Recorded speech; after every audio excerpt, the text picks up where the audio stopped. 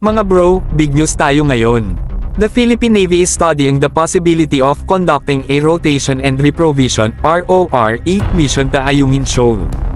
Hindi ito basta-bastang mission lang, kundi bahagi ng Multilateral Maritime Cooperative Activity (MMCA) kasama ang mga allied countries natin sa West Philippine Sea.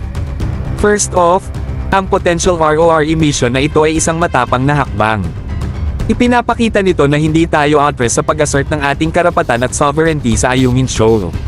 With our allies backing us up, we're sending a clear message: we're here to stay, and we're not alone.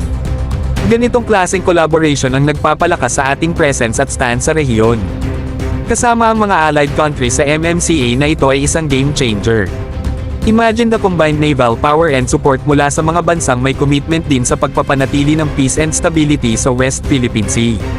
Ang collective effort na ito hindi lang nagpapalakas sa ating defense capabilities kundi pinapalakas din ang ating diplomatic ties.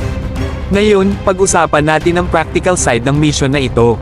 Ang rotation and reprovisioning ay nagsisiguro na ang ating mga tropa sa Ayungin Shoal ay well supported at handa sa kahit ano.